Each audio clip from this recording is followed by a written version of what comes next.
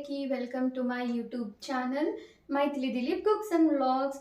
ఈరోజు నేను ఒక మంచి హెల్తీ బ్రేక్ఫాస్ట్ రెసిపీని షేర్ చేయబోతున్నాను. అది స్పినాచ్ మష్రూమ్ ఆమ్లెట్. దానికి కావాల్సిన పదార్థాలు వచ్చి palak, mushroom, salt, pepper, egg, onion and then కారం. ఈ మాత్రం స్పినాచ్ తీసుకున్నానండి అండ్ ఒక ఆనియన్ అండ్ 3 మష్రూమ్స్. ఇప్పుడు స్పినాచ్ని కట్ చేసుకుందాం.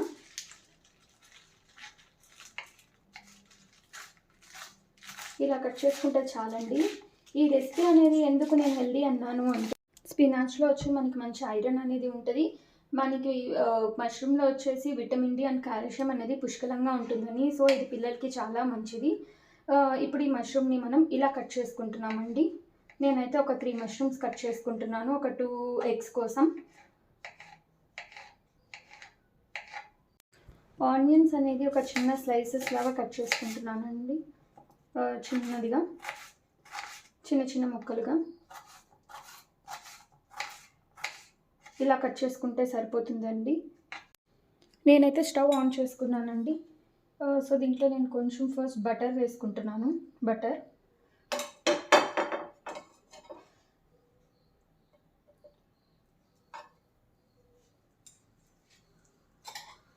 ఈ బటర్ అయ్యే లోపల మనము తరిగి పెట్టుకున్న స్పినాచ్ ఉంది కదా, సో ఫస్ట్ ఆ స్పినాచ్ వేసుకుంటాను.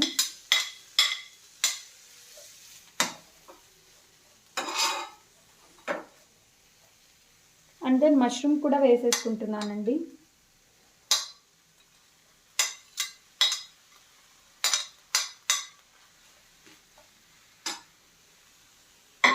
ఇది కొంచెంసేపు బాగా సాట్ చేద్దాం. అలాగే ఇందులోకి నేను కొంచెం సాల్ట్ వేసుకుంటున్నానండి. ఈ మాత్రం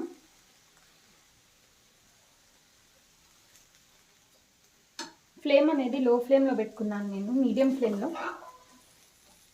అది సాట్ అయ్యే లోపల మనం ఎగ్స్ తీసుకున్నానండి. ఆల్రెడీ నేను ఎగ్స్ బీట్ చేసి ఒక 2 ఎగ్స్ బీట్ చేసి పెట్టానండి. దీంట్లోకి మనం తరుక్కున్న ఆనియన్స్ వేద్దామండి. ఆనియన్స్ ఇది ఆల్రెడీ నేను పెప్పర్ పౌడర్ చేసి పెట్టానండి.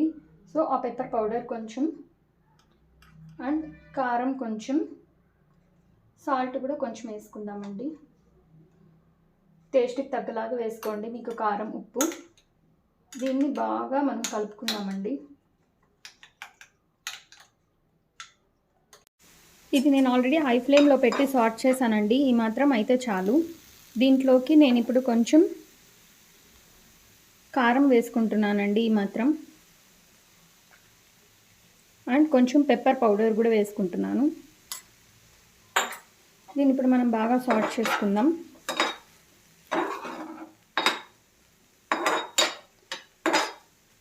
సాట్ చేసుకున్న తర్వాత దీన్ని ఇలా పెట్టి దీంట్లోకి ఆల్రెడీ మనం తయారు చేసుకున్న మిశ్రమం ఉంది కదండి, ఎగ్ది. సో ఆ ఎగ్ది మనం ఇలా వేసుకుందామండి దీంట్లోకి.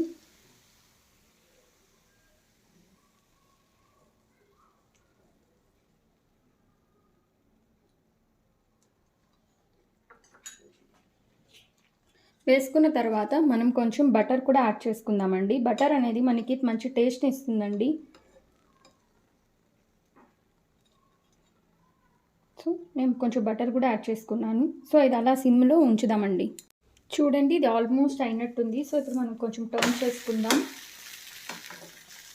ఇలా టర్న్ చేసుకొని మళ్ళీ సిమ్లో పెట్టుకోవాలండి. చూడండి, టర్న్ చేశాను, ఆల్మోస్ట్ అయిపోయింది. ఇది బౌలింగ్ ప్లేట్లోకి తీసేసుకుందాం. ఈ ఆమ్లెట్ ఇప్పుడు రెడీ అయిపోయింది. దీన్ని మనం బౌలింగ్ ప్లేట్లోకి తీసేసుకుందాం.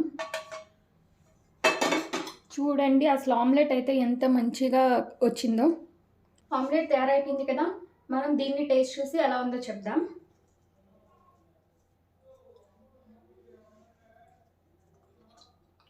వావ్, చాలా బాగుంది. మీరు కూడా మీ పిల్లలకి ట్రై చేసి పెట్టి చూడండి. ఎలా ఉందో నాకు కమెంట్స్లో చెప్పండి. We'll meet in next vlog. Until then, bye bye.